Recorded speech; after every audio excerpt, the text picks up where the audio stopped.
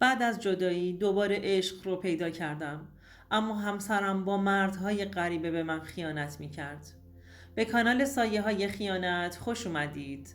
ما در اینجا سرگذشت واقعی افراد رو روایت می کنیم. افرادی که مدتها نتونستند اونها رو به زبون بیارند و این کانال به اونها امکان رو میده که تجربیات تلخ زندگی خودشون رو با شما در میون بذارند و ممنون از شما که با شنیدن سرگذشتشون ما رو همراهی میکنید. عادل هستم. یادم روزی که با ژیلا همسرم آشنا شدم یه روز بارونی بود. اون روز ژیلا همراه دوستش به مغازم اومده بود واسه خرید. یه چند تا لباس انتخاب کردند و واسه خودشون زیر لب پچ پچ میکردند که چطور زیر این شدت بارون از فروشگاه بیرون بریم. منم که ناخواسته صحبت‌هاشون رو شنیده بودم ازشون خواستم تا وقتی که بارون یه مقدار شدتش کم میشه داخل فروشگاه بمونن. به فروشندم گفتم بهشون صندلی بده تا بتونن بشینن. ژیلا همش با موهاش ور میرفت. ناخواسته نگاه هم بهش افتاد. هر بار که نگاهش میکردم میدیدم داره با خنده با دوستش حرف میزنه و از خیس شدنشون زیر بارون میگه. میگفتند و میخندیدند. من 1 سالی میشد که از همسرم جدا شده بودم. از ژیلا خوشم اومده بود ولی اصلا نمیدونستم که مجرده یا متأهله. وقتی که از شدت بارون کم شد و میخواستند که برند اومدن از بابت کارم که در حقشون کرده بودم تشکر کنند. منم از فرصت استفاده کردم و بهش گفتم میتونم یه سوالی ازتون بپرسم؟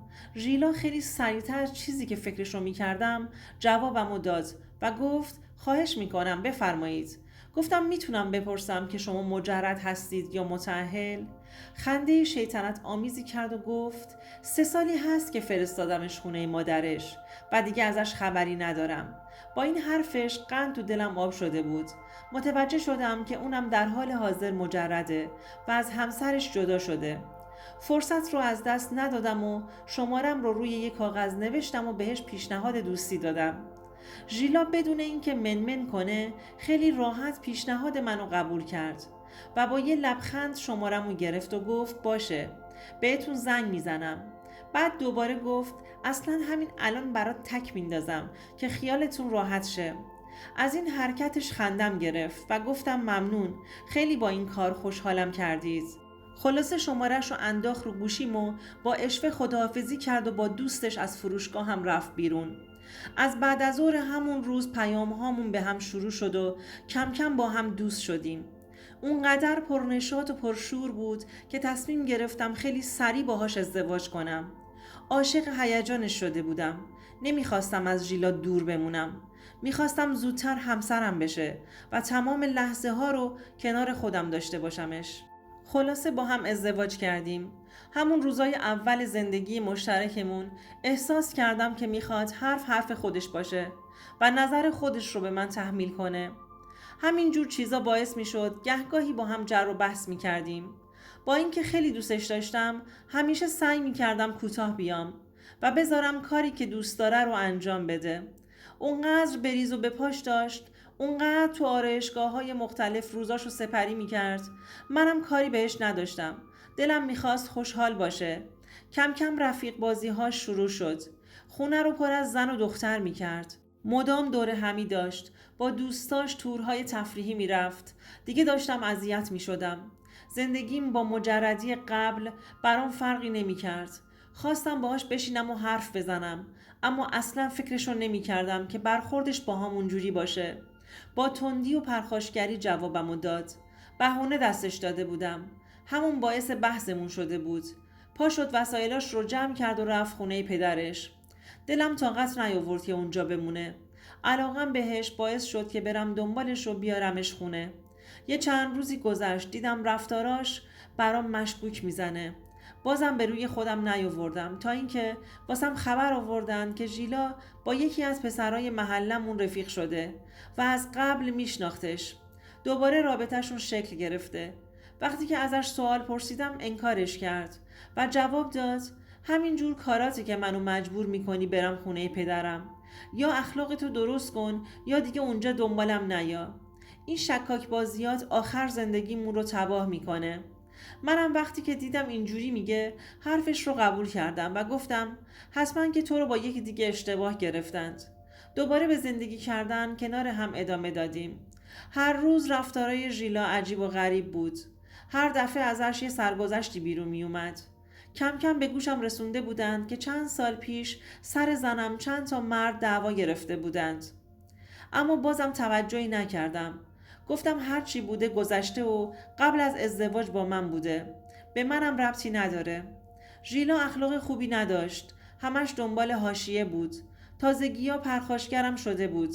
اما من با همه این اخلاقهای بدش خیلی دوستش داشتم. 6 سالی با هم همینجوری زندگی کردیم. یه روز از همین روزا یکی از دوستهای خودش به هم زنگ زد و گفت که ژیلا همین الان با یه پسر توی خونه یکی از دوستای دیگه شونه. خشکم زده بود. دست و پام میلرزید. مغزم هنگ کرده بود. من یه پسر 4 ساله داشتم. غیر ممکن بود که ژیلا بخواد این کارو با زندگیمون بکنه. اول حرفش رو باور نکردم. گفتم شاید تو قهر هستند و داره به ژیلا انگ میزنه. اما بازم دلم طاقت نیاورد. اون دوستش رو میشناختم. فروشگاه رو تحویل فروشندم دادم و با یه مأمور رفتم خونه دوستش. زنگ در واحدهای دیگر رو زدم و در رو برام باز کردند. وقتی پشت در ورودی رسیدیم زنگ در رو زدیم و چسبیدیم کنار دیوار که از لنز در ورودی نتونن ما رو ببینن. وقتی در باز شد مأمور وارد شد و بله درست بود. ژیلا با یه پسر جوان داخل خونه بود به همراه دوستش. با خودمون بردیمشون. ژیلا میگفت داری اشتباه میکنی. این پسر داییشه چه ربطی به من داره؟ ولی من مطمئن بودم که داره دروغ میگه و داشته به هم خیانت میکرده. پسرم میگفت من به این خانم چی کار دارم؟ داشتیم در مورد کار صحبت میکردیم. اما چه کاری خدا خودش میدونه. انقدر حرف زد و گفت که اشتباه میکنی که خودم دوباره مجبور شدم رضایت بدم و بیارمش خونه. تا خود خونه فقط غر میزد و بد و بیراه بهم میگفت. به خودم قبولونده بودم که همسرم اینجوری نیست و حتما من اشتباه کرده بودم. همش دلم به رحم میومد. آخه قلباً عاشقش بودم و دوستش داشتم و هر حرفی که میزد من قبول میکردم. میگفتم حتما واقعیت رو داره میگه. دیگه بعد اون همش بچه رو میذاش خونه مادرش و با تیپ‌های جلف ماشین رو بر میداشت و با دوستاش میرفتم بیرون. وقتی که ازش میپرسیدم کجا میخوای بری و ماشین رو برای چی میخوای میگفت خرید دارم. باید برم فلان پاساژ. چیزای جدید آوردند. میرم که بخرم. منم باور میکردم. میگفتم بذار تو خرید لباس سرگرم باشه. دوستان عزیزم اگر تا اینجای داستان خوشتون اومد لطفاً این ویدیو رو لایکش کنید. ولی همیشه سر پوششش و تیپ ناجوری که میزد بهش تذکر میدادم و اونم اصلا براش حرف هم مهم نبود. یعنی اصلا انگار حرف هم رو نمیشنید چه برسه که بخواد گوش کنه. یه شب که از سر کار برگشتم خونه و لباسم رو عوض کردم پسرم رو صدا کردم که باهاش یه کمی بازی کنم. یه خورده که با هم بازی کردیم پسرم حرفی به هم زد که قلبم از حرکت داشت وای میستاد. به هم گفت که امروز اون آقاهه تو ماشین مامان رو بغل کرد. از سر جام بلند شدم و یک راست رفتم طرف ژیلا. گفتم تو امروز چیکار کردی که این بچه داره به هم میگه؟ چه غلطی جلوی این بچه کردی؟ کی بود که سوار ماشینم کردی؟ خیلی با آرامش جواب داد تو حرف این بچه رو باور میکنی؟ عموم بود. تو خیابون دیدمش و سوارش کردم. اول بپرس بعد بیا غیرت بازی در بیار. مجبور بودم که حرفشو باور کنم. انقدر قشنگ قانعم کرد که عصبانیتم فروکش کرد. ولی همش تو فکر بودم نکنه بچه راست گفته باشه و اون عموش نبوده و یه آدم غریبه بوده. تا صبح نخوابیدم. فکر و خیال اذیتم میکرد. صبح زود رفتم محل کار عموش. بهش گفتم دیروز که ژیلا رو دیدید چرا تا خونه ما نیومدید؟ میتونستیم ازتون پذیرایی کنیم. بنده خدا روحش هم خبردار نبود. جواب داد من نه پسرم اشتباه میکنی. چند ماهی میشه که از ژیلا خبری ندارم. چه برسه که بخوام بیام خونتون. خب رسم روزگار دیگه. هر کس رو توی زندگی خودش غرق کرده. همون جوری که داشت میگفت منم صورتم داشت قرمز میشد. حدسم درست بود. ژیلا داشت به هم دروغ میگفت. معلوم هم نبود با کی ریخته روحم. از عموش خدافزی کردم و حرکت کردم سمت خونه. در رو باز کردم و بهش گفتم خجالت نمیکشی مدام دروغ میگی؟ تو که گفتی عموت بود که سوارش کردی، اما حالا عموت میگه که تو رو چند ماه میشه که ندیده. اونقدر بیفکر و پست هستی که جلوی بچه این کارا رو میکنی. گفت بابا بچه است، تو چرا باور میکنی؟ چرا همش داری زندگی رو تشنج میکنی؟ گفتم نه اتفاقا بچه راست میگه، تو داری یه غلطایی میکنی. گفت حالا که اینجوریه اصلا دلم نمیخواد کنارت زندگی کنم. تا الانم به زور موندم. فکر کردی زندگیمو به پای تو داغون میکنم؟ نه خیر آقا، اشتباه میکنی. دیگه واسه یه لحظه هم کنارت نمیمونم. اینو گفت و وسایلهاش رو جمع کرد و با بچه رفت خونه پدرش. اونجا دیگه راحت بود. با داشتن پدر و مادر پیرش هر شب میتونست بره بیرون و تا دیر وقت هم با دوستاش خوش بگذرونه. طرز لباس پوشیدنش هم که شخصیتش رو فریاد میزد. با آرایش های ناجور هر شب بیرون بودن. من از دوستام و آشناهام متوجه می شدم که زنم الان کجاست و چیکار میکنه. دوستان عزیزم، به نظر شما عادل دوباره ژیلا رو میبخشید و به زندگیش ادامه میداد یا نه از این زندگی دست میکشید؟ لطفا نظراتتون رو برامون کامنت کنید. تصمیم گرفته بودم که ازش جدا بشم. آبروم داشت با کارهای ژیلا از دست میرفت. با خیانت‌هایی که پشت پرده داشت نسبت به من انجام میداد، نمیخواستم غیرتم زیر سوال بره. اون زندگی دیگه نگه داشتنش به درد نمیخورد. قرار بود که نصف مهریش رو بدم و حضانت پسرم رو بگیرم. اونم قبول کرده بود. ولی بعد از چند روز نمیدونم که چی شد زد زیر قول همه حرفهایی که زده بود. میگفت من توی زندگی با تو جوونیم رو گذاشتم. مهریم رو تمام و کمال میخوام و بچم رو هم بهت نمیدم. دیگه دیوونه شده بودم. نمیخواستم پسرم تو خانواده اونا بزرگ بشه. همه سعی خودم رو کردم که حضانت پسرم رو بگیرم.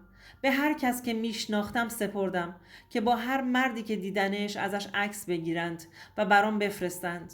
هر کس از هر جا برام خبر می آورد که هر دفعه با یکی می دیدنش. اصلا به این فکر نمی کرد که مادر یه بچه هستش و این کارا براش مناسب نیست. خودش رو زده بود بر طبل بیاری. پدر و مادرش نمیتونستن جلوشو بگیرند. چه برسه به من که همسر دومش هم بودم.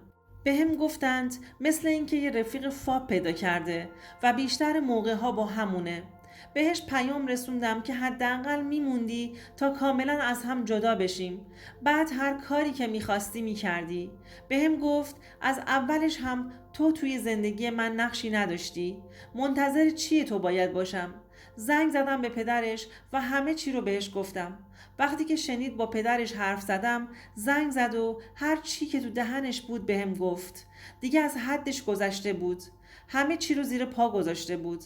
از انتخابم اون روز تو فروشگاه هم واقعا متاسف بودم. صبح روز بعد بدون در نظر گرفتن آینده پسرم که بدون مادر بزرگ میشه رفتم دادگاه و درخواستم رو با عکس هایی که تو دستم داشتم ارائه کردم. وکیلم هم بقیه کارهام رو انجام داد. بدون اینکه مهریش رو بهش بدم حضانت پسرم رو هم ازش گرفتم. ژیلا هم دیگه دستش به جای بند نبود. اون مونده بود با سرنوشتی که برای خودش رقم زده بود. منم با پسرم به زندگیم ادامه دادم. دوستان عزیزم، اگر شما هم به این نوع سبک از محتواها علاقه‌مند هستید، این ویدیو برای تو هستش. لطفاً برای دیدن ویدیوهای بیشتر ما رو سابسکرایب کنید و ممنون که تا انتهای این ویدیو با ما همراه بودید.